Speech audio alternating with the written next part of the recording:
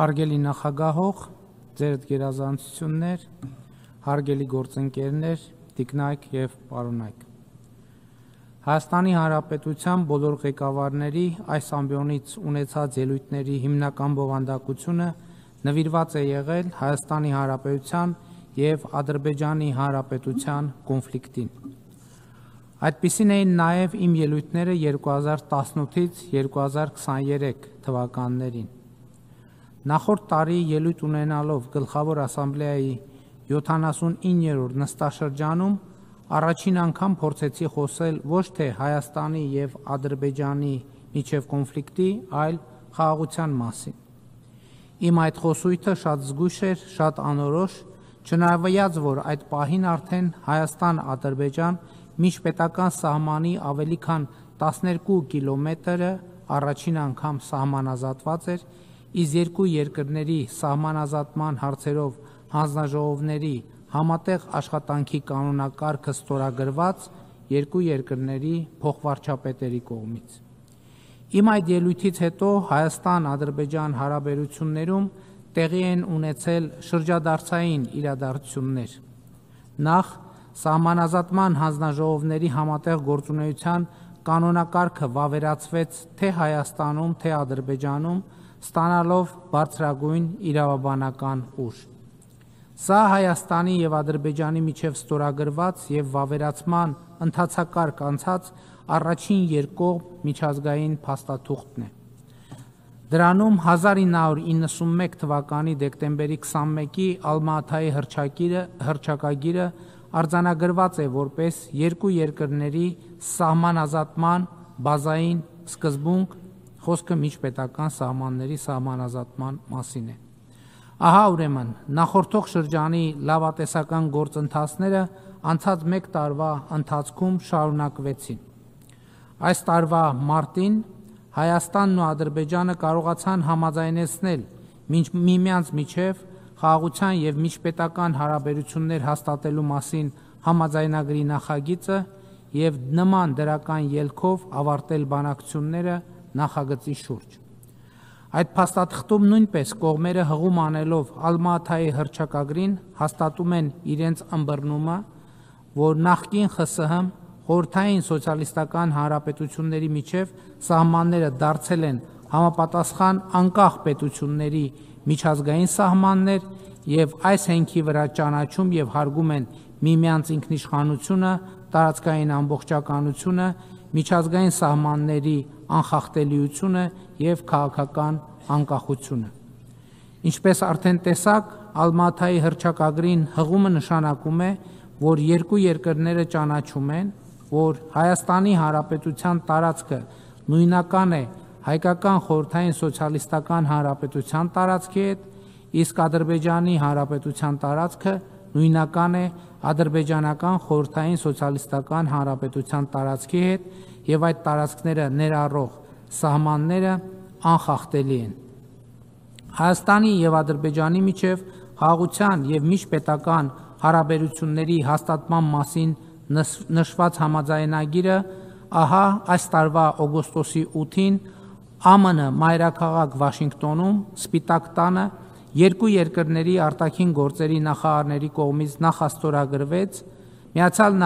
նախագահի, Ադրբեջանի նախագահի և իմ ներկայությամբ։ Օգոստոսի 8-ին Սպիտակ տանը տեղի ունեցած հանդիպման կուլմինացիան դարձավ այն հռչակագիրը, որ Ադրբեջանի նախագահի հետ ընդունեցինք հանդիպման արդյունքներով և որը որպես վկա ստորագրեց նաև ԱՄՆ նախագահ Դոնալդ Թրամփը։ Այդ հռչակագիրը արձանագրեց, որ Հայաստանն ու Ադրբեջանը ընդունում են անցյալի հակամարտությամբ չկանխորոշված Միավորված ազգերի կազմակերպության կանոնադրությանը ու 1991 թվականի Ալմա-Աթայի հռչակագրին համապատասխան պայծառ ապագայի ուղի նախանշելու անհրաժեշտությունը և որ մարդկային անասելի տառապանքներ պատճառած հակամարտությունից հետո մեր ժողովուրդների համար ստեղծվել են վերջապես բարիդրացիական հարաբերություններ սկսելու պայմաններ, հիմնված միջազգային սահմանների անխախտելիության և տարածքներ ձեռք բերելու նպատակով ուժի կիրառման անթույլատրելիության սկզբունքների վրա։ Այս իրողությունը, որը ենթակա չէ եւ երբեք չպետք է ենթակա լինի վերանայման, ճանապարհ է հարթում մեր երկու ժողովուրդների միջև թշնամանքի էջը փակելու համար։ Մենք վճռականորեն մերժում եւ բացառում ենք վրեժխնդրության ցանկացած փորձ ներկայում եւ ապագայում, ասվում է հռչակագրում։ Նույն փաստաթղթում մենք Հայաստանի եւ Ադրբեջանի ղեկավարներս վերահաստատեցինք ներպետական, երկկողմ եւ միջազգային փոխադրումների համար երկու երկրների միջև հաղորդակցությունների բացման կարևորությունը, հիմնված պետությունների ինքնիշխանության, տարածքային ամբողջականության եւ իրավազորության հարգման վրա, տարածաշրջանում ու նրա հարևանությամբ խաղաղությունը, կայունությունն ու բարգավաճումը խթանելու նպատակով։ Այս ջանքերը կներառեն Ադրբեջանի Հանրապետության հիմնական մասի եւ Նախճեվանի ինքնավար հանրապետության միջև Հայաստանի Հանրապետության տարածքով անխոչնդոտ հաղորդակցությունը, Հայաստանի Հանրապետության համար միջազգային ու ներպետական հաղորդակցության փոխադարձ առավելություններով։ Արձանագրվեց նաեւ, որ Հայաստանի Հանրապետությունը աշխատելու է Ամերիկայի Միացյալ Նահանգների եւ փոխադարձաբար համաձայնեցված երրորդ կողմերի հետ Հայաստանի Հանրապետության տարածքում Թրամփի ուղի հանուն միջազգային խաղաղության եւ բարգավաճման կամ TRIP ուղի հաղորդակցության ծրագրի իրականացման շրջանակը սահմանելու նպատակով։ Մենք հաստատեցինք մեր վճռականությունը բարեխղճորեն ձեռնարկելու բոլոր միջոցները սույն նպատակին հնարավորինս արագ կերպով հասնելու համար։ Հարգելի նախագահող, հարգելի ներկաներ, ինչ է այս ամենը նշանակում։ Այս ամենը նշանակում է, եւ ես ուրախ եմ միջազգային ողջ հանրությանը զեկուցել, որ Հայաստանի Հանրապետության եւ Ադրբեջանի Հանրապետության միջև խաղաղություն է հաստատված, տիկնայք եւ պարոնայք։ Այս խաղաղության գործում վճռական է Ամերիկայի Միացյալ Նահանգների նախագահ Դոնալդ Թրամփի դերը, ում նվիրվածությունը, հետևողականությունն ու սկզբունքայնությունը հնարավոր դարձրին թվում է անհնարինը։ Այս է պատճառը, որ Ադրբեջանի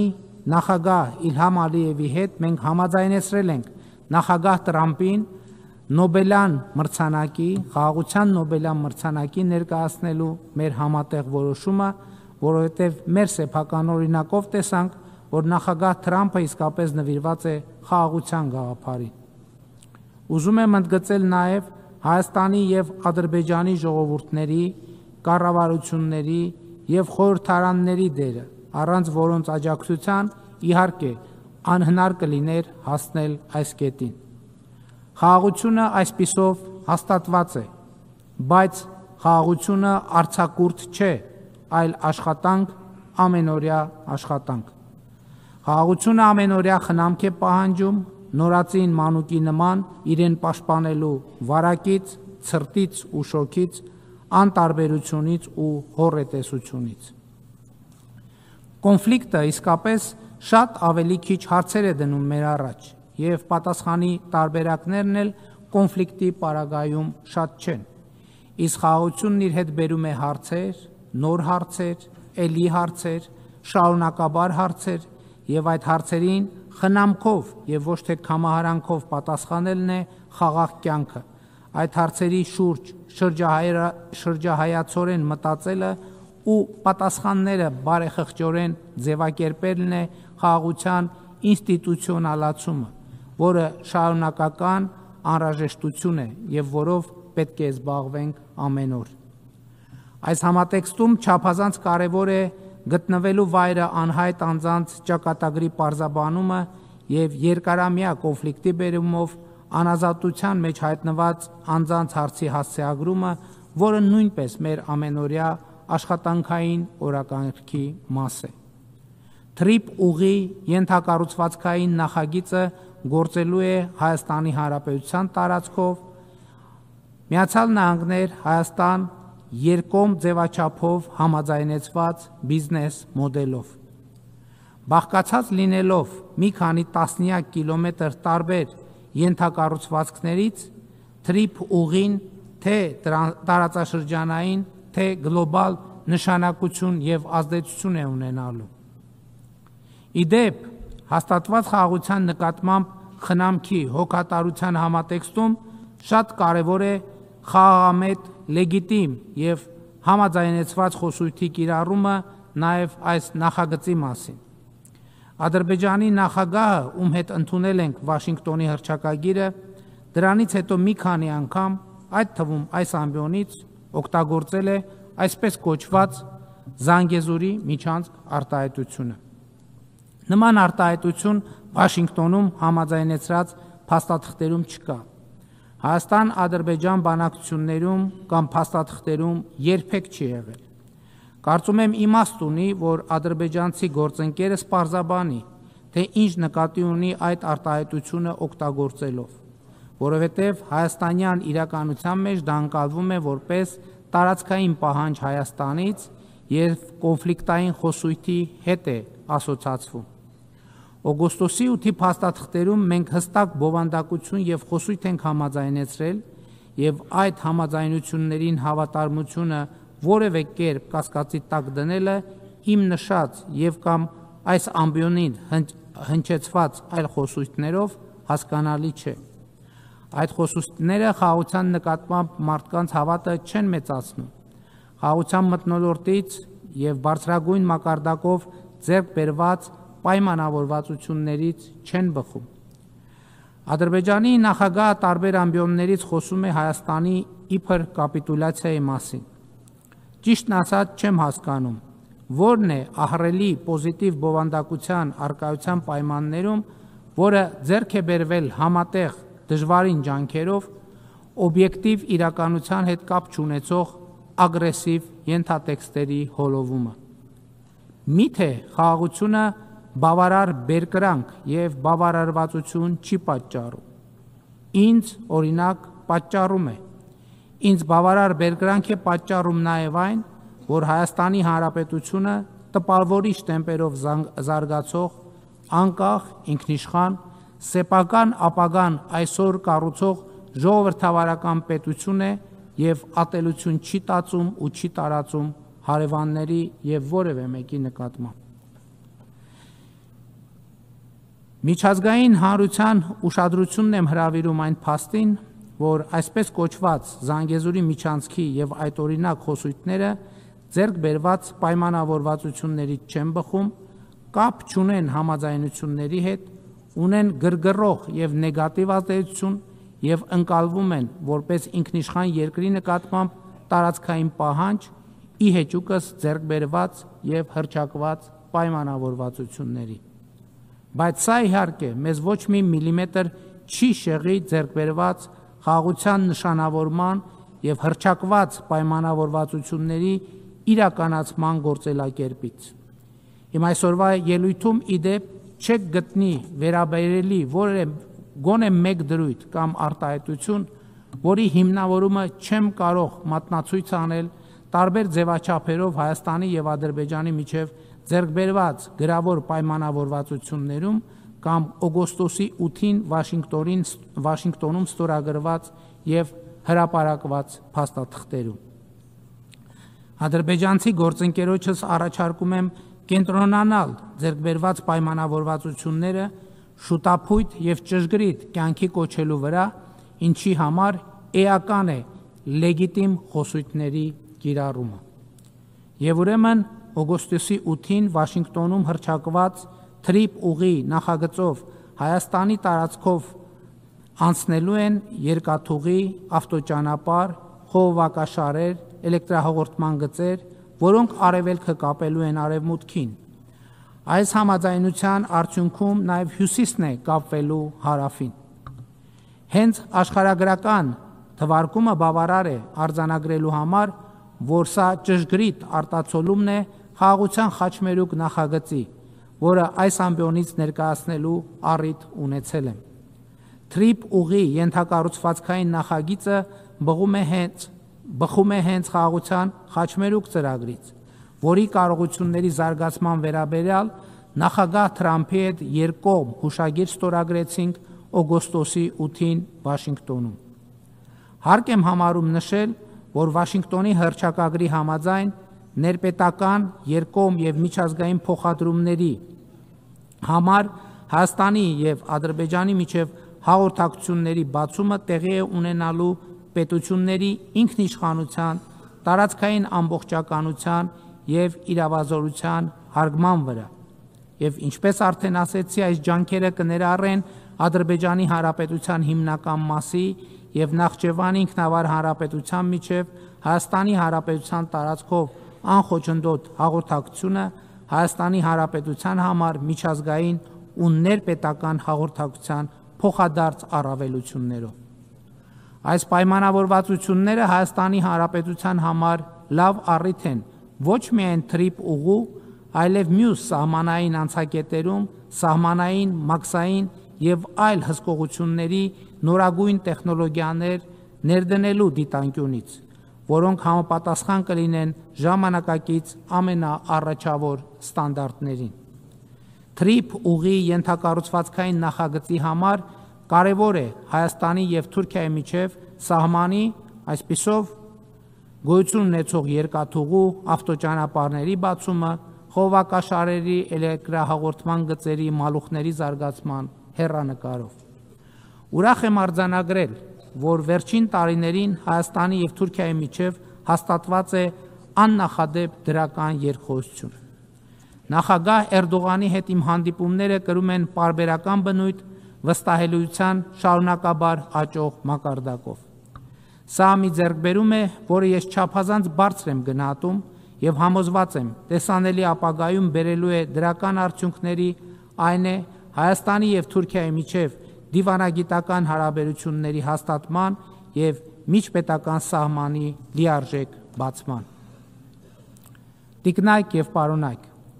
վերջին տարիներին Հայաստանի Հանրապետության դիվանագիտական հարաբերությունների աշխարհագրությունը տեսանելիորեն և հաճելիորեն ընդլայնվում է։ 30 տարվա անկախությունից ի վեր Հայաստանի Հանրապետությունը դիվանագիտական հարաբերություններ չուներ Սաուդյան Արաբիայի և Պակիստանի հետ։ Ուրախ եմ արձանագրել, որ հիմա արդեն մեր երկրների միջև դիվանագիտական հարաբերություններ են հաստատվել, երկխոսություն է տեղի ունենում։ Իսկ Հայաստանի Հանրապետության ավանդական կապերը նկատելիորեն զարգանում են։ Իրանի Իսլամական Հանրապետության և Վրաստանի հետ մեր երկխոսությունն ու եղբայրությունը ավելի տեսանելի է դառնում։ Այս հարաբերությունները Թուրքիայի և Ադրբեջանի հետ մեր հարաբերություններին զուգահեռ չափազանց կարևոր են Հարավկովկասյան տարածաշրջանը խաղաղ, կայուն և զարգացող միջավայր տեսնելու համար։ Այս իմաստով կարևորում եմ նաև 3 գումարած 3 ձևաչափը, որը մեզ համար կարևոր հարթակ է մեր տարածաշրջանի երկրների հետ երկխոսելու և Ռուսաստանի Դաշնության հետ մեր ավանդական երկխոսությունը զարգացնելու համար, չնայած մենք Ռուսաստանի հետ մշտական ակտիվ շփումներ ունենք երկկողմ ձևաչափով։ Վերջերս մենք ռազմավարական գործընկերություն հաստատեցինք Չինաստանի հետ, ակտիվ քաղաքական և առևտրատնտեսական հարաբերություններ ունենք Հնդկաստանի հետ։ Հավասարակշռված և հավասարակշռման արտաքին քաղաքականությունը նոր հորիզոններ է բացում մեր առաջ։ Մենք ակտիվացնում ենք մեր հարաբերությունները Ճապոնիայի, Մոնղոլիայի, Մերձավոր Արևելքի, Կենտրոնական Ասիայի երկրների հետ։ Տիկնայք և պարոնայք, հարգելի ներկաներ, այս տարի մարտին Հայաստանի Հանրապետության ազգային ժողովը ընդունեց Եվրոպական միությանը Հայաստանի անդամակցության գործընթաց սկսելու մասին օրենքը, որը շատ մեծ նշանակություն ունի մեր օրակարգի համար։ Այս օրենքը ոչ միայն Եվրոպական միության հետ մեր աննախադեպ բարձր մակարդակի հարաբերությունների արտահայտություն է, այլև ուղիղ վկայություն ժողովրդավարական արժեքներին մեր նվիրվածության։ Շատերը հարցնում են, թե երբ Հայաստանը կդառնա Եվրամիության անդամ և որքանով է դա իրատեսական։ Նախ մեր 4 հարևաններից 2-ը Եվրամիության անդամության թեկնածու երկիր են, և հետո Եվրամիության անդամ դառնալու գործընթաց սկսելու մասին օրենքը մեզ համար նախ և առաջ ժողովրդավարական բարեփոխումները հետևողականորեն շարունակելու խթան է։ Մենք ուզում ենք ինստիտուցիոնալ եւ բովանդակային առումով համապատասխան լինել Եվրամիության ստանդարտներին։ Առանց այդ ստանդարտներին համապատասխանության հնարավոր չէ Եվրամիության անդամ դառնալ։ Եվ հետևաբար, երբ Հայաստանը օբյեկտիվորեն համապատասխանի Եվրամիության ստանդարտներին, այս կետից ունենք երկու ճանապարհ։ Մեզ կամ կընդունեն Եվրամիության անդամ, կամ չեն ընդունի։ Եթե կընդունեն, լավ է, եթե չեն ընդունի, մենք լուծած կլինենք մեր առաջ դրված մի կարևորագույն խնդիր։ Հայաստանը կլինի ժամանակակից առաջավոր ստանդարտներին համապատասխանող երկիր։ Եվրամիության ստանդարտներին համապատասխանելու մեր ձգտումը ոչ թե աշխարհաքաղաքական, այլ ժողովրդավարական ընտրության հարց է, որովհետև 2018 թվականին Հայաստանում տեղի ունեցած ժողովրդական ոչ բռնի Թավշյա հեղափոխությունից ի վեր ժողովրդավարությունը, օրենքի գերակայությունը, մարդու իրավունքները, անկախ դատական համակարգը մեր կողմից որդեգրված են որպես ռազմավարություն։ Ժողովրդավարության ոլորտում մեր ունեցած ձեռքբերումները առավել ինստիտուցիոնալ եւ ժողովրդամետ դարձնելու համար առաջիկայում մենք մտադիր ենք անել հաջորդ քայլը 2026 թվականի խորհրդարանական ընտրություններում ժողովրդի մանդատը եւս մեկ անգամ ստանալուց հետո կնախաձեռնենք համաժողովրդական հանրաքվե նոր սահմանադրություն ընդունելու համար, որի արդյունքում իշխանության բոլոր ճյուղերը եւ երկրում հաստատված իրավակարգը օրգանական կապով կկապվեն սահմանադիրի, այսինքն ժողովրդի հետ, Հայաստանի պետականությունը դարձնելով հարատև ու ժողովրդակենտրոն։ Տիկնակ եւ պարոնայք, հարգելի ներկաներ, 2026 թվականը աննախադեպ է լինելու Հայաստանի Հանրապետության միջազգային ներգրավվածության տեսակետից։ Մայիսին Հայաստանի Հանրապետությունը հյուրընկալելու է Եվրոպական քաղաքական համայնքի 8-րդ գագաթաժողովը եւ ես համայնքի բոլոր երկրների եւ կառավարությունների ղեկավարներին սիրով հրավիրում եմ մասնակցելու այդ կարևորագույն միջոցառմանը։ Այս գագաթաժողովը եվրոպական քաղաքական երկխոսության կարևոր հարթակ է, որի ձևաչափը բոլորիս հնարավորություն է տալիս հանդես գալ որպես մի մեծ համատեղ պատասխանատվությամբ կապված թիմ, որը պատասխանատու է Եվրոպայի եւ գլոբալ ներդաշնակության համար։ Իդեպ 2022 թվականի հոկտեմբերի 6-ին Պրահայում տեղի ունեցած Եվրոպական քաղաքական համայնքի առաջին գագաթաժողովում էր, երբ Հայաստանն ու Ադրբեջանը Ֆրանսիայի եւ Եվրոպական միության կազմակերպած հանդիպման արդյունքներով առաջին անգամ պայմանավորվեցին Ալմաթայի հռչակագրի հիման վրա ճանաչել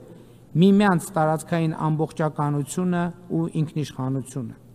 Իմ տեքստից դուք տեսաք, թե այս պայմանավորվածությունը ինչպիսի վճռական դերակատարություն ունեցավ եւ չափազանց կարևոր է այդ համաձայնությունը եւ Պրահայի այս համաձայնությունների ձեռքբերման հարցում ուզում եմ հատուկ ընդգծել հատկապես Ֆրանսիայի նախագահ Էմանուել Մակրոնի առանձնահատուկ դերը եւ անհատական ջանքը։ Հարգելի նախագահող, ձերդ գերազանցություններ, հարգելի գործընկերներ, տիկնակ եւ պարոնայք։ 2026 թվականի հոկտեմբերի 18-ից 30-ն էլ Հայաստանում տեղի է ունենալու ՄԱԿ-ի կենսաբանական բազմազանության մասին կոնվենցիայի կողմերի 17-րդ համաժողովը եւ ինձ համար պատիվ է բոլոր երկրների եւ կառավարությունների ղեկավարներին հրավիրել մասնակցելու Երևանյան այդ համաժողովին։ Հույս ունեմ այդ ժամանակ արդեն ՄԱԿ-ի գլխավոր ասամբլեայի 81-րդ նստաշրջանում զեկուցած կլինեմ, որ Հայաստանի եւ Ադրբեջանի միջև խաղաղության եւ միջպետական հարաբերությունների հաստատման մասին համաձայնագիրը առնվազն ստորագրված է, Հայաստանի եւ Թուրքիայի միջև սահմանը բացված, Թրիպ ուղի նախագծի ներդրումային ծրագրի մի մեծ հատված արդեն իսկ իրականացված։ Հայաստանի Հանրապետությունը վերահաստատում է իր նվիրվածությունը խաղաղության օրակարգին եւ ձեռք բերված խաղաղությանը։ Համոզված եմ, Ադրբեջանի հետ սերտ երկխոսությամբ, տարածաշրջանային երկրների եւ միջազգային հանրության աջակցությամբ մենք այլևս երբեք չենք շեղվի խաղաղության ուղեգծից։ Կեցցե երկխոսությունը, կեցցե դիվանագիտությունը, կեցցե խաղաղությունը։ Շնորհակալ եմ։